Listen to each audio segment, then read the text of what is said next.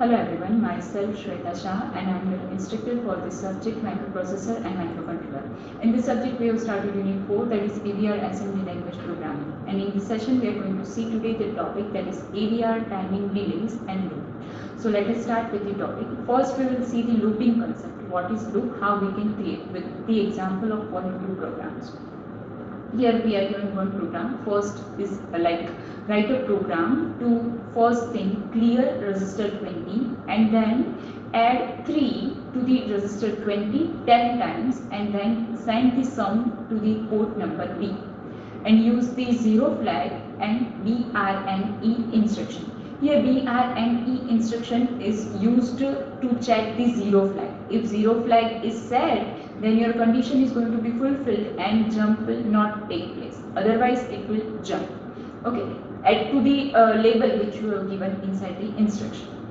So here in this program we have to first clear the resistor 20, then we have to add 3 into resistor 20 10 times. So we can do this kind of things like ADI R20, 3 for 10 times. We have to write the same instruction for 10 times. This is the one way by which we can do this addition, and in another way we can use the loop. We can create the loop in which we have to first define one counter and then we will do the add operation and then we will decrement the counter by 1 and we will repeat this task until the counter becomes 0. Okay, so this can be given like this. This is the flow chart for this task like this. This is the flow chart for whole program. So first we will load the counter, then clear the resistor 20, that is the given task over here.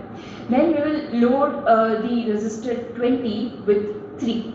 Then we will use the add instruction for addition of this 3 which we have already stored inside the resistor 20. Okay, then we can decrement the counter by 1 and lastly we have to check whether counter becomes 0 or not. If it is not 0, then we have to do this addition again and again until counter becomes 0. Okay, so by this way we can do the addition operation for 10 times and lastly we have to store these numbers at the port number B. Okay, so this is the flow chart for our task. Simply you can do by the add instruction 10 times, and this is the another way by using the looping concept. Okay, so first we will include this m32def.include file so that all of the functions that you have used inside this file can be used.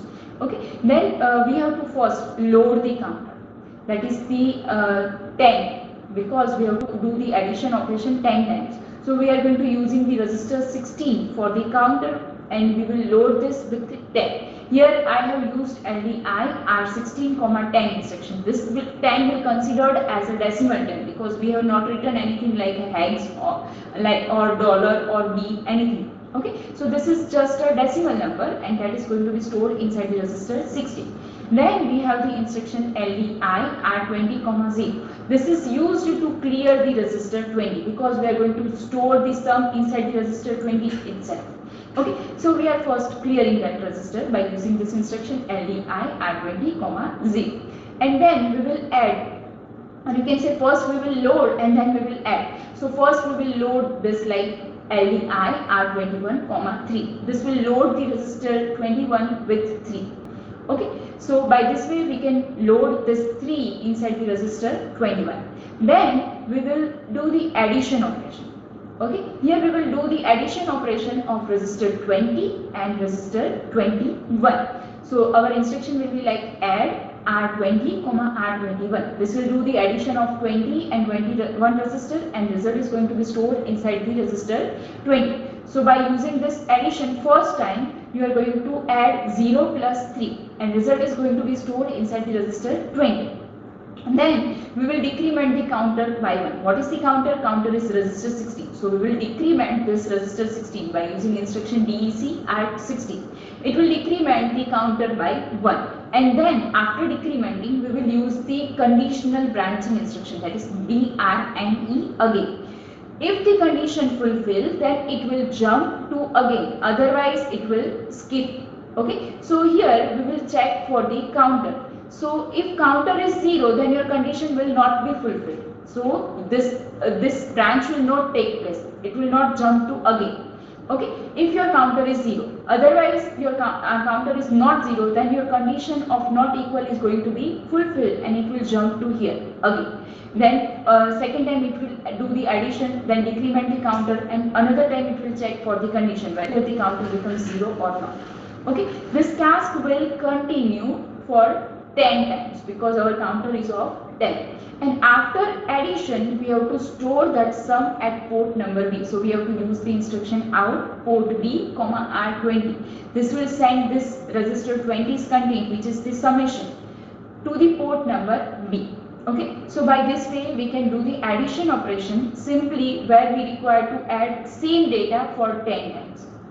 Okay, this way we can use the loops. Let us see another example in which we have to write a program to load port B with the register value of 0 cross 55, that is the hex 55. Okay, and second thing, we have to do the complement of port B 700 times. Okay, first we have to store some numbers at port B and then we have to do the 700 times complement of that number. Okay, so here if we want to write the instructions for the complement, then we have to write for the 700 times. So that is not a convenient thing. So rather than using that instruction 700 times, we have to compulsory use the looping concept. Okay, but here we have to consider one thing, that in 8-bit register we can store maximum decimal number is 255. We can't store greater than 255 number inside the 8-bit register. So we have to use the 2 times loop. Like first loop we will use for a 10 time, and in that loop we will use another loop which will run for 70 times. So ultimately your loop will become 70 multiplied by 10. But you can't do directly by using single register with loading 700. Okay, so that we will see. In short, we have to use the two counters to create the loop. Okay, so this will be like this. This can be given like flowchart like this. So here first we have to load the register 16 with the content of 0 cross 55. Then we will load this number to the port number B, and then we will use the counter 1 and counter 2. So we have to load that counter. First we will load the counter 1 and then load the counter number 2. We can use first one as a 70, second one as a 10, or first one as a 10, second one as a 70. You can use any combination which multiplies and result gives us a 700. Okay, so we can use any number as a counter, but the result of that both of counter multiplication of that both of counter should be 700. After loading the counter, then we have to complement the content of port B, that you can rate it like a toggle that ports content. Okay, so we will complement that content, and then we have to load that complemented numbers to that port number B, so that you are toggling that bits of port number B. After this task, our complement of that port B is done. Then we have to decrement the counter by 1. That is, we have to first decrement the count number 2. Until this counter completes, we have to do this task of toggling. Okay, and we have to check for the counter 2's ending. If it is not 0, then we have to do the same task again and again. And if it is 0, then we have to go to the first counter, where we will decrement that counter by 1 and then check for that whether this counter becomes 0 or not. If it is not 0, then go to the loading the counter number 2 again and do the same process again and again. Okay, after the counter 1 becomes 0, your task is going to be completed, and this is the end of the program. So first we will include the file, that is m32def.include, to include the functionalities which we are going to be using, and then we are using the .org0 to indicate that your program is going to be stored from the location number 0 onwards. Okay, then first we will load the register 16 with the content 0 cross 55, that is the hex number 55 is going to be loaded inside the register 16.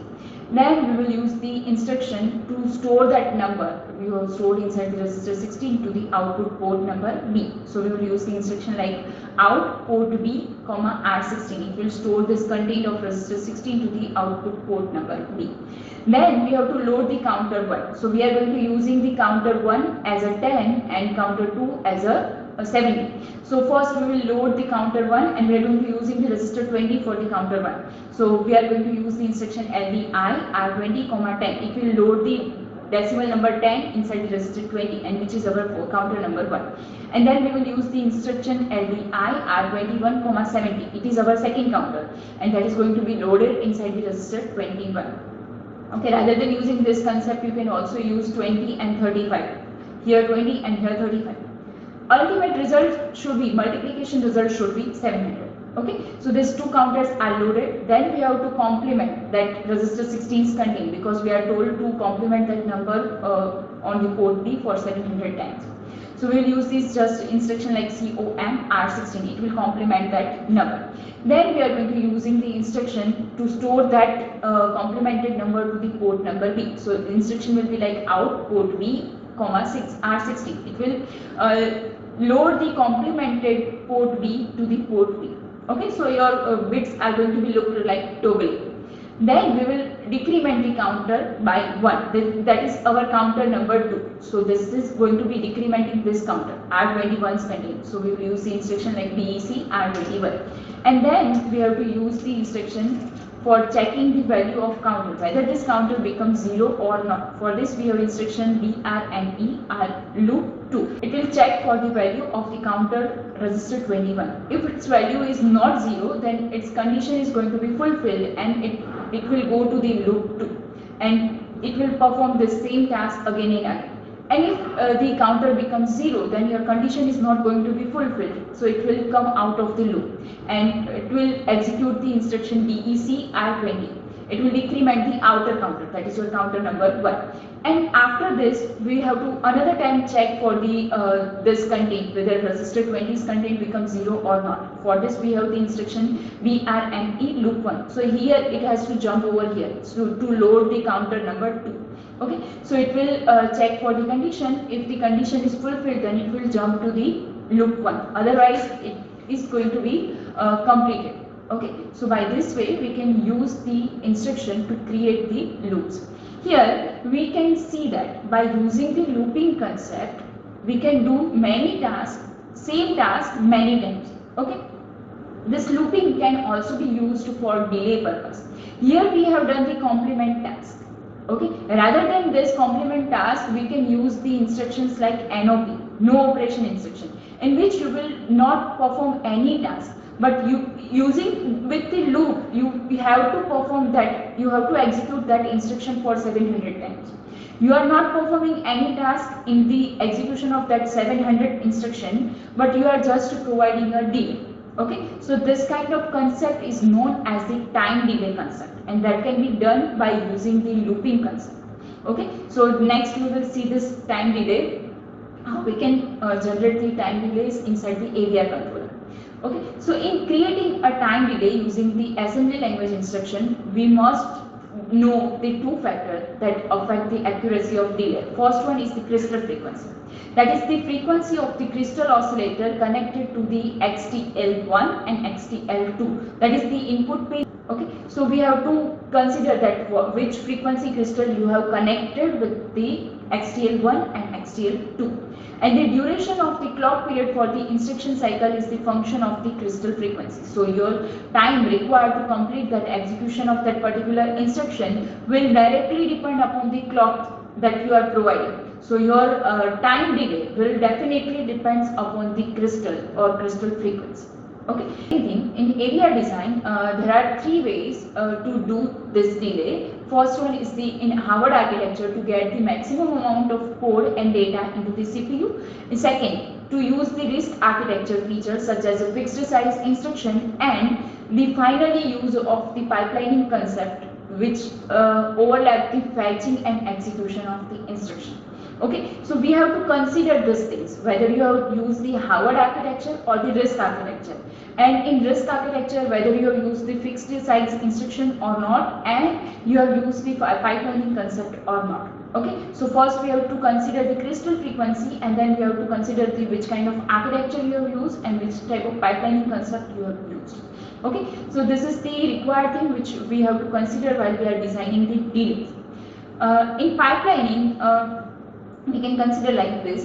In earlier microprocessors such as like 8085, the CPU could either fetch or decode or execute that particular instruction at a given time. So in short, we can say that a CPU had only one task of performing, like it has to fetch instruction or decode instruction or execute instruction at a time. But in this ADR controller, we can use the pipelining concept. Okay, this is the idea of pipelining is in its simplest form to allow CPU to fetch and execute the instruction at the same time. This is the non-pipeline structure where you can fetch one instruction, execute one instruction, then fetch second instruction, execute second instruction, fetch third instruction, execute third instruction. While in the pipeline concept, you can fetch first instruction, in second clock period you will execute the first instruction, and at the same time you will fetch the second instruction. At third clock you will execute the second instruction and fetch the third instruction, and so on. So this is the simplest form of the pipelining concept which we can use. So whenever we are designing the time delay, we have to consider this thing, whether we have used this pipelining concept or not. It takes a certain amount of time for the CPU to execute the instruction, and this time is referred as the machine cycle. And because of all instructions in ADR are 1 word, or you can say 2 byte, or 2 word, or you can say 4 byte instruction, most instruction will take not more than 1 or 2 machine cycles. So we can consider like 1 word instruction will be executed in the one machine cycle, and 2 word instructions are going to be executed inside the 2 machine cycle. So let us see with the example. Here we have one example which we are given some of the crystal frequency, and depending upon that crystal frequency we have to find out the period for the execution of that instruction cycle, and we are going to considering that this instruction can be executed inside the 1 clock period. Okay, so if we are given the clock frequency of 8 megahertz, then we can consider it like this. The instruction cycle is going to be take time like 1 divided by 8 megahertz, because your frequency is 8 megahertz. That means you are completing 8 megahertz cycles in the 1 second duration. So you can complete total 8 megahertz instruction in the 1 second duration. So from this we can say for execution of one instruction it will require 1 divided by 8 megahertz duration, that is the 0.125 microseconds or 125 nanoseconds. Okay, micro is the 10 raised to minus 6 and nano is the 10 raised to minus 9. Okay, so by this way we can consider it like how much time will require to execute that instruction cycle. If we consider the second example, then we are given the 16 megahertz time duration, so it will require time of 1 divided by 16 megahertz, that is equals to 0.0625 microseconds, that is equals to 62.5 microseconds. If our time duration is like 10 megahertz, then it will require the 1 divided by 10 megahertz, that is equals to 0.1 microseconds. Okay, and similarly in last example we are given the time of cycle of 1 megahertz. So at the time instruction cycle will be like 1 divided by 1 megahertz, that is equals to 1 microseconds. Okay, so you can see when your frequency is high you will require lesser duration to execute your instruction, and when your frequency is low you will require more amount of time to execute that instruction. Okay, so this will definitely depend upon your frequency. The delay, so here we can say that by execution of this particular one instruction, you will provide the delay of 0.125 microseconds. If your crystal frequency is of 8 megahertz, then we can say that you will provide the delay of 0.125 microseconds by executing the one instruction. Okay, and similarly, if your crystal frequency is 1 megahertz, then you will provide the delay of 1 microsecond by executing the one instruction. Okay, so your delay definitely depends upon the operating frequency, or you can say crystal frequency. Okay, next we will see the another concept that is known as the branch penalty. Whenever we are executing the instruction and we are using the pipelining concept, then there is the possibility that in some instruction you have to empty the pipeline and you have to take the decision whether you will take this branch or this branch. So this all thing will constrain your time delay. How much delay you can provide, that will depend upon these things also. So first we will see the branch penalties. the overlapping of the fetch and execution of the instruction is widely used in this ADR controllers. The concept of pipelining to work, we need to buffer or queue in which the instruction is pre-fetched and ready to be executed. In some circumstances, the CPU must flush out the queue. For example, when the branch instruction is executed, CPU starts to fetch the code from the new memory location, and the code in the queue that was fetched previously should be discarded. Okay, so at that time we require to flush out the queue. In this case, the execution unit must wait until the fetch unit fetches the new instruction, and that is known as the branch penalty. Okay, and this penalty is an extra instruction cycle to fetch the instruction from the target location instead of executing the instruction that is the right below the branch.